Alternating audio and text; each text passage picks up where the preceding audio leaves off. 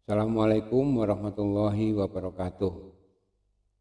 Selamat berjumpa kembali dalam pelajaran matematika wajib kelas 12. Hari ini kita tetap membahas tentang statistik. Kemarin kita sudah sampai pada pembahasan statistik itu tentang data, yaitu mulai dari bagaimana menyajikan data dalam bentuk tabel distribusi frekuensi maupun grafik pada data tunggal maupun data kelompok. Untuk kali ini kita akan membahas data khususnya untuk pemusatan data, yaitu yang kita bahas nanti adalah data tunggal yang berkaitan dengan pengukuran pemusatan data tunggal, yaitu tentang rata-rata atau median, rata-rata data tunggal, kemudian modus data tunggal, dan median pada data tunggal, ya, atau titik tengah pada data tunggal. Ini sebagian kemarin sudah kalian pernah bahas di sebelumnya di SMP. Baik, kita mulai pembahasan kita tentang pemusatan data tunggal. Yang pertama adalah mencari rata-rata data tunggal. Nanti ada 3 bentuk untuk mencari rata-rata data tunggal, di mana rumusnya nanti ada 3. Satu persatu akan kita bahas, yaitu bentuk 1. Jika diketahui data X1, X2, X3, X4 sampai dengan Xn, jadi ada data sebanyak Xn ini, X1, X2, X3 dihitung banyak N, maka rata-rata data tersebut dituliskan dengan ini, tanda X garis atas ini dibaca X bar, artinya rata-rata. Rata-rata itu ditentukan oleh penjumlahan X1 tambah X2 sesuai dengan data yang diketahui sampai dengan Xn dibagi dengan N. N ini menyatakan banyaknya data. Rumus ini kalau dipersingkat akan berbentuk ini. Rata-rata atau X bar sama dengan sigma. Sigma itu artinya jumlah. Jumlah mulai I sama dengan 1, jadi mulai yang pertama I-nya, sampai dengan 2, 3, 4 sampai dengan N. Ini sigma XI, di mana I-nya itu mulai dari 1 sampai N dibagi dengan N. N ini adalah menyatakan banyaknya data.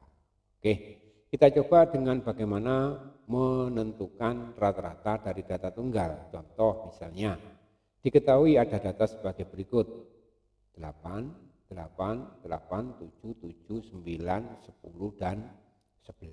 Maka rata-ratanya X bar-nya, kita jawab, X bar itu adalah penjumlahan dari semua data ini. 8 tambah 8 sampai dengan ditambah 11. Dibagi dengan 8. Di mana 8? 8 itu adalah banyaknya data. 1, 2, 3, 4, 5, 6, 7, 8. Jadi N-nya ini banyaknya data 8. Kita hitung 8 tambah 8, 16, tambah 8, 24, dan seterusnya akan ketemu 68. Jadi penjumlahan ini akan ketemu 68 dibagi banyaknya data 8. Kita hitung pembagian tersebut, maka rata-ratanya adalah 8,8. Jadi data ini rata-ratanya adalah 8,8. Itu adalah mencari rata-rata pada bentuk yang pertama. Kita lanjutkan bentuk yang kedua. Bentuk yang kedua ini kaitannya dengan data yang punya frekuensi. Misalnya begini, jika diketahui ada data X1, X2, X3 sampai Xn, di mana X1, X2, X3 ini mempunyai frekuensi, yaitu X1 mempunyai frekuensi F1. Jadi X1 banyaknya X1 ini ada F1, ada 5 misalnya. Banyaknya X2 mempunyai frekuensi F2 dan seterusnya sampai Xn mempunyai frekuensi N. Bagaimana menghitung rata-rata? Maka rata-ratanya adalah perkalian dari frekuensi dikalikan datanya. F1 kali X1. Jadi F1 kalikan X1. Kenapa kok begitu? Karena X1 ini mempunyai frekuensi F1. X2 mempunyai frekuensi F2, maka perkaliannya F2 kali X2 dan seterusnya sampai Fn kali Xn. Dibagi dengan F1 menyatakan banyaknya frekuensi. Ya, maka pembaginya adalah F1 tambah F2 tambah F3 sampai Fn. Secara ringkas rumusnya dituliskan dengan sigma. Sigma itu artinya jumlah, penjumlahan ini. Fi Xi, F1 X1, F2 X2. Jadi I-nya bergerak mulai 1 sampai N dibagi dengan jumlah dari Fi. I-nya 1, 2, 3 sampai N. Sampai yang di atas ini ada N.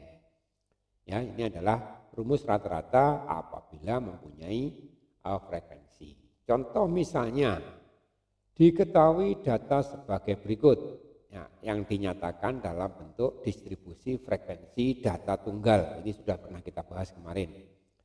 Bagaimana cara membaca tabel ini? Nilai 4 itu banyaknya 3. Jadi ada 4, 4, 4, 3 kali. Nilai 5 itu ada 7 orang misalnya. Ya, kalau ini kita nyatakan nilai ini orang, maka nilai 5 diperoleh sebanyak 5 orang. 5 sebanyak 7 orang, 6 sebanyak 12 orang, 7 sebanyak 11 orang. Nilai 8 ada 7 orang. Nah, bagaimana menghitung rata-rata? Kita bisa saja menghitung rata-rata 4 tambah 4 tambah 4 sebanyak 3 kali. Ditambah lagi 5 tambah 5 tambah 5 sebanyak 7 kali.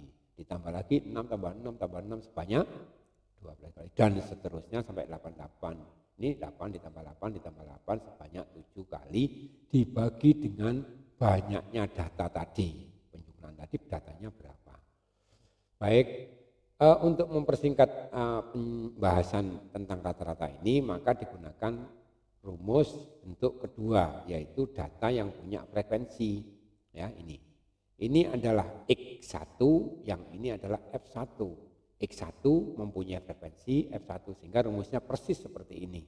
Ya, sehingga rata-ratanya kalau kita jawab X1 ya, X1-nya 4. Jadi X1-nya adalah 4, F1-nya 3. Berarti F1 kali X1 3 kali 4. Jadi ini adalah 3 kali 4. Asalnya dari mana? Asalnya dari perkalian ini. Jadi yang ini adalah 3 F1, yang ini kali 4 F1 ya. Ini adalah F1, ini adalah X1.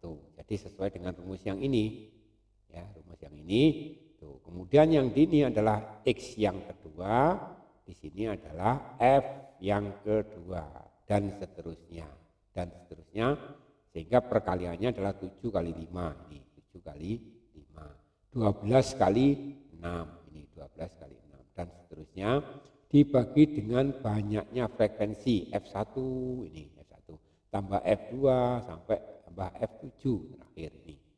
Sehingga kalau kita sederhanakan nanti akan ketemu perkaliannya ini adalah 12 ditambah 7 kali 5 35 dan seterusnya. Setelah itu kita jumlah, saya persingkat menjadi 252. Ini kalau kalikan kemudian ditambah hasilnya 252 dibagi dengan 3 ditambah 7 10. 10 ditambah 12 22. 22 ditambah 11 33. 33 ditambah 7 40. 252 bagi 40 hasilnya adalah 6,3. Jadi data ini hasil akhirnya adalah 6,3. Jadi seperti itu cara menghitung rata-rata apabila datanya itu mempunyai frekuensi. Berikutnya bentuk ketiga menentukan rata-rata yaitu dengan rata-rata gabungan. Bagaimana rata-rata gabungan itu? Jika diketahui data N1, misalnya suatu kelas 12 MIPA 1 misalnya ya, mempunyai rata-rata nilai ujian X1, rata-ratanya adalah X1. MIPA 2 mempunyai rata-rata X2, MIPA 3 mempunyai rata-rata X3 dan seterusnya sampai NP mempunyai rata-rata XP. Maka rata-rata keseluruhan dari kelas tersebut, rata-rata keseluruhan, maka rumusnya adalah perkalian dari masing-masing jumlah siswa dengan rata-ratanya. N1 dikalikan X1. Jadi hampir sama seperti tadi. Yang ini punya frekuensi ini. Sehingga perkaliannya adalah seperti ini. N2 mempunyai rata-rata ini. Maka perkaliannya banyaknya siswa di N2 ya, N2 dikalikan X2. N3 mempunyai rata-rata ini sama dan seterusnya dibagi dengan banyaknya siswa masing-masing kelompok atau masing-masing kelas misalnya. Jadi itu N1 tambah N2 sampai N yang ke N. Jadi itu untuk menentukan rata-rata. Saya ambil contoh misalnya di sini ada 3 kelas, yaitu kelas A, kelas B, kelas C. Ada 3 kelas. Berturut-turut rata-ratanya kelas A rata-ratanya 10 terdiri dari 10 siswa. Kelas A itu ada 10 siswa, kelas B ada 20 siswa, kelas C ada 15 siswa. Jadi ini kelasnya kita pilih 10 siswa, 20 siswa, 15 siswa. Jika rata-rata kelas A yang terdiri dari 10 siswa tadi rata-ratanya 56, kelas B 20 siswa tadi rata-ratanya 47, kelas C 15 siswa itu tadi rata-ratanya adalah 65. Bagaimana rata-rata gabungan kelas A, B, dan C tersebut? Rata-rata gabungannya adalah kita jawab perkalian antara jumlah siswa dengan rata-rata tiap kelas. 10 rata-ratanya berapa tadi? Rata-ratanya adalah 56. Berarti 10 kali 56. Nanti kita kalikan 560. Kemudian kelas B rata-ratanya berapa? Kelas B rata-ratanya 47, ini dikalikan. Kelas C 15 siswa, N-nya 15, rata-ratanya 65, sehingga nanti ini dikalikan. Sehingga akan ketemu ini dikalikan, dibagi dengan N1. N1 menyatakan jumlah siswa tiap-tiap kelas 10, 20, 15. 10, 20, 30, 45 nanti kita jumlahkan. Sehingga nanti kalau kita teruskan hasilnya adalah 560 dari perkalian 10 kali 56. 940 ini adalah dari 20 kali 47. Kemudian 15 kali 65 975. Dibagi dengan jumlahnya ini 45. Sehingga totalnya 2475 dibagi 45. Sehingga rata-ratanya adalah 55. Ini adalah rata-rata gabungan dari kelas A, B maupun C. Ya, baik, ini adalah rata-rata dalam bentuk data tunggal. Ya, nanti kita perdalam dalam latihan soal. Sekarang saya lanjutkan lagi yang berikutnya pembahasan ukuran tendensi sentral, yaitu menghitung modus. Ya. Apa itu modus? Kita pahami dulu modus data tunggal. Modus itu apa? Modus adalah atau disingkat dengan MO, ya, MO, data yang sering muncul atau bisa diartikan sebagai data yang memiliki frekuensi terbanyak. Jadi nilai yang sering muncul atau frekuensi yang paling banyak. Ya. Contohnya misalnya data tunggal. Saya mempunyai data A, B, dan C, ada 3 data ini. Data yang pertama 3, 4, 4, 5, 6 sudah saya urutkan di sini. Sudah saya urutkan mulai data terkecil 3-nya 1 kali, 4-nya 2 kali. Maka modusnya dengan mudah kita bisa menentukan angka berapa yang munculnya paling banyak. Ya, jadi kalau begitu, kalau angka 6 ternyata munculnya paling banyak, maka modusnya adalah 6. Ya, karena 6 ini adalah muncul yang paling banyak, yaitu 4 kali. Lainnya 3 kali, 1 kali, ada 2 kali, ada 3 kali, ya itu.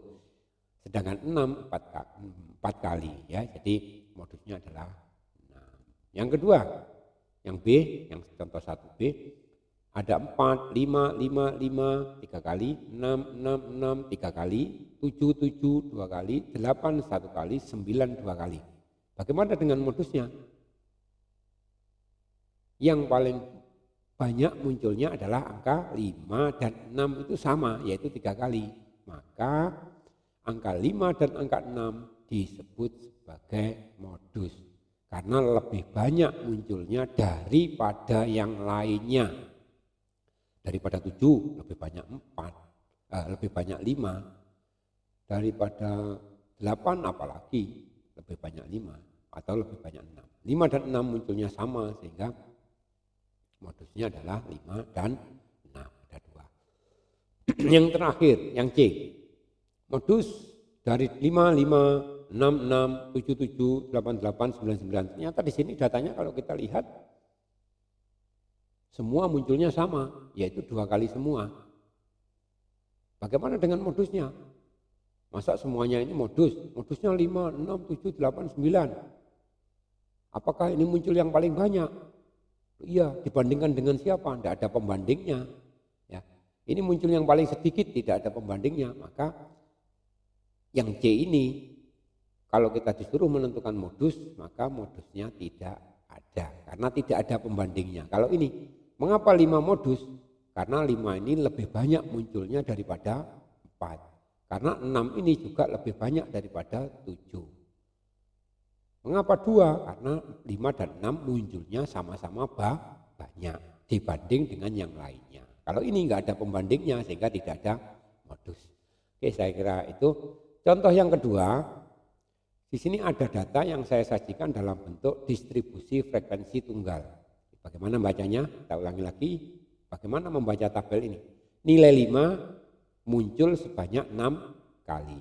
Nilai 6 muncul 8 kali dan seterusnya. Nilai angka berapa yang muncul paling banyak itu disebut modus, muncul paling banyak atau sering muncul atau frekuensinya yang paling banyak.